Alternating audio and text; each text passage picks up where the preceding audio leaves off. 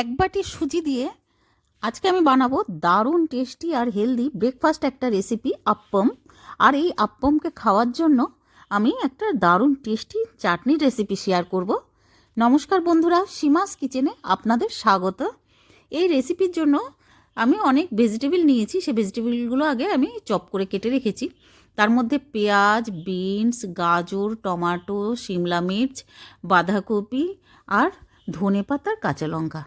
এবার একটা গ্রাইন্ডিং জারে এক বাটি ভরে আমি সুজি নিয়েছি, হাফ বাটি দই আর এক বাটি জল দিয়ে এটার একটা পেস্ট আমি বানিয়ে নেব, স্মুথ পেস্ট বানানোর পরে আমি 15 মিনিট পরে এই গ্রাইন্ডিং জারটার কভারটা খুলেছি। দেখুন এইরকম সেট হতে দিয়েছিলাম আমি পেস্টটাকে, এরকম হয়ে গেছে। এবার একটা পাত্রে এই ব্যাটারটাকে আমি ঢেলে নেব। এবার এক এক করে সব ভেজিটেবলগুলো আমি মিক্স করে দেবো এই ব্যাটারে। বন্ধুরা, ভেজিটেবল আপনারা আপনাদের পছন্দ অনুযায়ী নেবেন। আপনারা চাইলে এতে মটরও ইউজ করতে পারেন, আপনাদের যা ইচ্ছা হবে সেই ভেজিটেবলগুলো এতে পছন্দের ভেজিটেবল মিক্স করতে পারেন। এবার সব ভেজিটেবলগুলো দিয়ে আমি মিক্স করে নেব ভালো করে।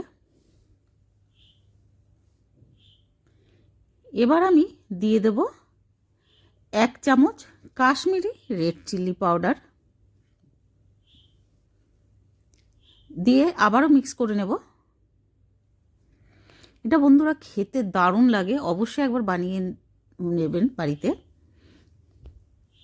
আর হেলদি তো আছে, আর বাচ্চাদের খুবই পছন্দ হবে, বাচ্চা থেকে বড় সবাইরা খাবে। এবার আমি দিয়েছি 1 চামচ নুন, স্বাদ অনুযায়ী নুন দিয়েছি। দেওয়ার পরে আবারও মিক্স করে নিয়েছি।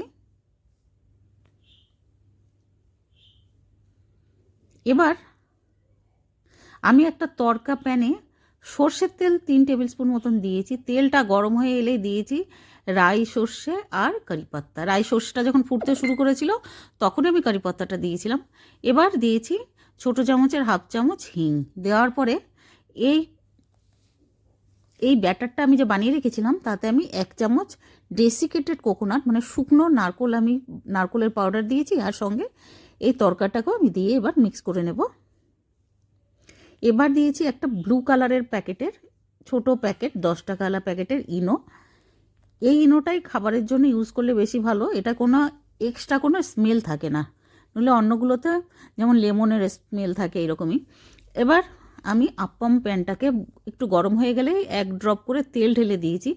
আর চামচের 1 চামচ করে আমি দিয়েছি, বেশি দেওয়া চলবে না, কারণ এই আপ্পমটা তো ফুলে যাবে তৈরি হওয়ার পরে, এই জন্য 1 চামচ করে দিয়েছি। এবার 5 মিনিট একদম লো ফ্লেমে আমি লিডটা লাগিয়ে দিয়েছিলাম। 5 মিনিট পরে লিডটা সরিয়েছি। এবার আপ্পমগুলোকে আমি উল্টে পাল্টে দেব, সবগুলোকে উল্টে দেব যাতে দ্বিতীয় সাইডটা ভালো মতন হয়ে যায়। এবার আরও 1 ড্রপ করে আমি তেল দিয়ে দেব। ধরো আপনারা চাইলে না স্পুনে না দিয়ে অয়েল ব্রাশও উপর দিয়ে করে দিতে পারেন। এবার 1 ড্রপ করে তেল দেওয়ার পরে আবার লিড লাগিয়ে দিয়েছি 3 থেকে 4 মিনিটের জন্য লো ফ্লেমে। 4 মিনিট পরে লিডটা খুলেছি। এবার আপ্পমগুলো তুলে নিয়েছি। দেখুন তৈরি হয়ে গেছে আমাদের দারুণ টেস্টি আর হেলদি আপ্পম। ভেতরটা দেখুন কতটা ফ্লাফি হয়েছে। আমি টমেটো সস অথবা গ্রিন চাটনি দিয়ে এটাকে এবার সার্ভ করতে পারেন, খেতে দারুণ লাগবে। এবার চাটনির রেসিপিটা শেয়ার করব। এই চাটনির জন্য আমি কাঁচা লঙ্কা আর রসুন, আদা একটা গ্রাইন্ডিং জারে ঢেলে নিয়েছি, সঙ্গে নিয়েছি ধনেপাতা। এবার দিয়ে দেব ফ্রেশ নারকোল, বেশ ভরে আমি দিয়েছি, 2 হাত ভরে। দেওয়ার পরে 2 মুঠ ভরে দিয়েছি। এবার দেব হাফ বাটি মতন দই, টক দই, আর স্বাদ মতন এবার আমি একটু জল দেব, মানে ওই বাটিরই হাফ বাটি মতন জল দেব যতটা আমি দই দিয়েছিলাম। দেওয়ার পরে এবার নুন দিয়ে দেব, দিয়ে এটার একটা স্মুথ পেস্ট আমি বানিয়ে নেব। আমাদের তৈরি হয়ে গেছে বন্ধুরা দারুণ টেস্টি একটা চাটনি। এটাতে চাইলে আপনারা ছোক লাগাতে পারেন সর্ষে কারি পাত্তা দিয়ে, কিন্তু আমি আজকে লাগাইনি, এটা এইভাবে খেতে ভালো লেগেছে খুব। পুরো ভিডিওটা দেখার জন্য অনেক অনেক ধন্যবাদ। ভিডিওটা ভালো লাগলে প্লিজ লাইক করে দেবেন।